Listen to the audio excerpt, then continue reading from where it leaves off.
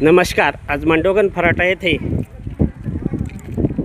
महाराष्ट्र शासनाचे आपले सरकार अथवा महाई सेवा केंद्र जे आहेत त्यांच्या माध्यमातून उद्याची शेवटची तारीख असताना ही जमलेली गर्दी आणि हे अधिकृत सेंटर आहे, परंतु जे गावामध्ये अनधिकृत म्हणजे बेकायदेशीर सेंटर आहेत त्यांच्याबाबत आपण सकाळी तक्रार केली होती तहसीलदार यांना आणि ह्या तक्रारीनुसार तहसीलदार मस्के साहेब यांनी मात्र अति तातडीने दखल घेऊन गाव कामगार तलाठी यांच्यावरती चौकशीची अहवाल पाठवण्याची जबाबदारी सोपवली।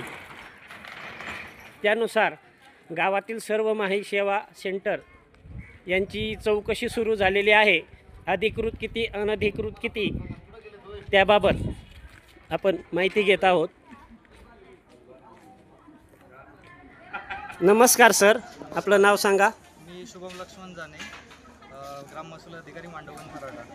आज सकाळी तहसीलदार यांना गावामध्ये अधिकृत अनधिकृत जे महाई सेवा सेंटर आणि जे काय आपले सरकार आहेत यांच्या माध्यमातून तक्रारी गेल्या की शासनाचे नियमबाह्य पैसे ग्राहकांकडून घेतले जातात, त्याबद्दल मस्के साहेब तहसीलदार यांनी अतिशय तातडीने निर्णय घेऊन यंत्रणा पुढील कामास लावली।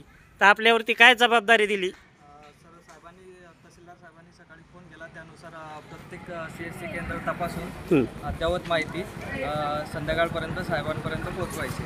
बरं, त्यामध्ये सूचना काय आहेत? रेट कार्डबद्दल काय सूचना असं आहे की प्रत्येक CSC केंद्रावर किंवा महाई सेवा केंद्रावर रेट कार्ड असले पाहिजेत आणि दुसरं त्यांच्या ID नुसारच त्यांनी कामे केले पाहिजे आणि ज्यांना दाखले देण्याचा अधिकार आहे त्यांनीच दाखले दिले पाहिजे। बरं, काही लोकांना स्वतःचा ID नाही, परंतु रांजणगाव सांडस अथवा इतर शिरूरमधील काही लोकांचा ID वापरतात आणि त्यातून उत्पन्नाचे दाखले देतात, त्यावेळी 200-300 रुपये हे घेतले जातात।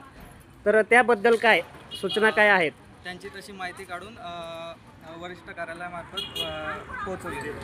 बरं, ज्यांना दाखले देण्याचे अधिकार नाही आहेत परंतु ते लोक देतात त्यांच्यासाठी काय सूचना आहेत? असा विषय आहे की आज सर्व माहिती घेतली जाईल आणि माहिती वरिष्ठ कार्यालयाला दिली जाईल। बरं, त्याप्रमाणे तसेच काही लोक आहेत ना सर की कोणताही अधिकार नसताना माही सेवा केंद्र हा आकर्षक बोर्ड लावतात आणि ग्रामीण भागातील महिलांना, जुन्या वयोवृद्धांना याच्याबाबत काय माहिती नसते।